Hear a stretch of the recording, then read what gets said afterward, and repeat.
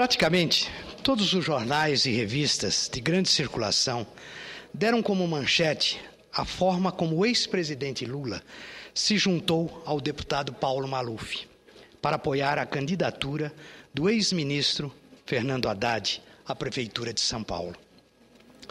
Ao que tudo indica, nem sequer consultou o próprio PT e agiu por conta própria. Não é que eu queira ser paladino da ética, porque todos nós que militamos na política, sabemos da importância das alianças e dos minutos no rádio e na televisão. Mas não creio que exageraria em recomendar ao presidente Lula que se aconselhasse um pouco com a presidente Dilma sobre a postura de um chefe de Estado. E vejam, que não busco como exemplo, embora pudesse, o ex-presidente Fernando Henrique Cardoso, porque minha intenção nessa tribuna não é a de confrontar ideologias e propostas. O objeto desta intervenção é outro, é o de natureza ética, dos limites da razoabilidade. É evidente que estamos no cenário político onde alianças se fazem e se desfazem, em razão de conquista do poder por meio do voto, valor soberano da democracia e da república. Mas vejo com temerária a postura do ex-presidente Lula, que não me parece muito afeto a limites. Há um tom de soberba, de dono da verdade, em muitas das suas ações e das intervenções feitas pelo ex-presidente desde que deixou o Planalto. Ninguém pode deixar de reconhecer o percurso do cidadão Luiz Inácio Lula da Silva, que, de certo, é exemplo de superação para milhares de brasileiros. Ninguém pode ignorar tampouco a popularidade atingida pelo presidente Lula no Brasil e a projeção obtida no exterior.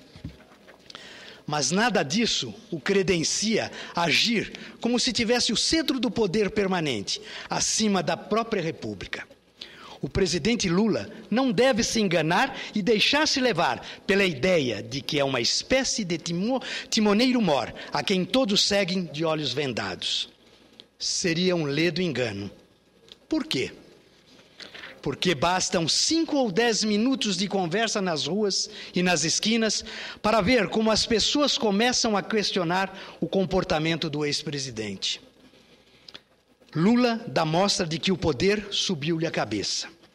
Mal consegue esconder como se sente grandioso por ter eleito a sua sucessora e por considerar que derrotaria qualquer adversário em potencial. Continua presidente sem ser presidente. Sente-se como um rei. Até mesmo a doença, que para a maioria das pessoas costuma ser um momento de profunda reflexão sobre a própria existência e fragilidade humana, para Lula, lamentavelmente, parece ter reacendido ódios e mágoas. Com certeza, o ex-presidente não parece ter colhido a lição da humildade que nos ensinou, ao longo dos anos, o seu vice, o saudoso José Alencar. Não ousaria retirar do presidente Lula o legítimo direito de errar, porque todos nós erramos.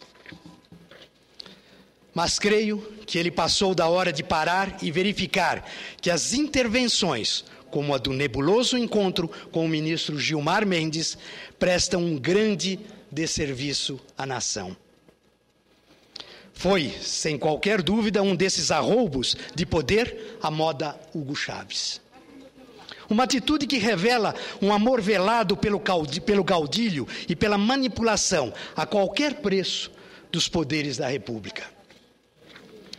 Lula parece de tal sorte inebriado pela figura de um redentor da pátria que chegou mesmo a declarar que não permitiria que outro tucano chegasse à presidência.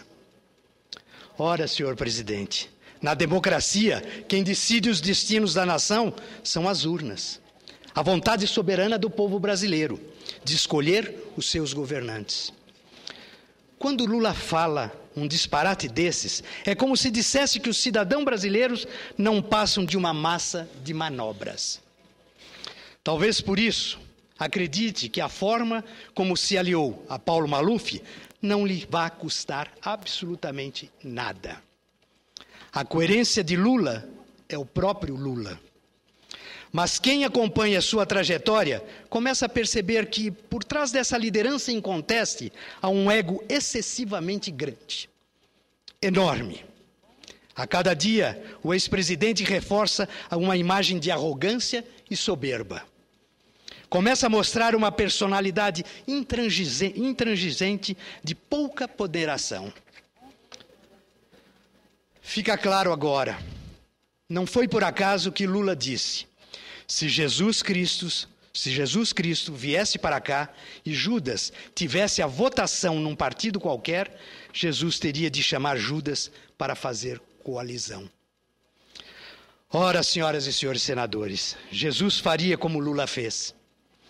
Não foi por acaso, tampouco, que Lula recomendou aos ministros de Dilma Rousseff que eventualmente viesse a ter os nomes envolvidos em casos de corrupção, resistissem sempre.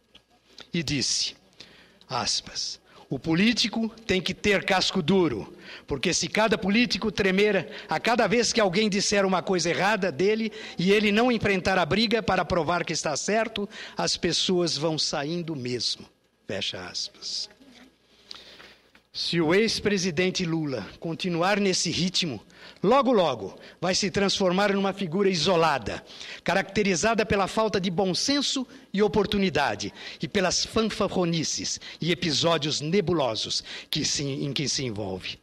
Certa está a deputada Erundina. Lula passou dos limites. Obrigado.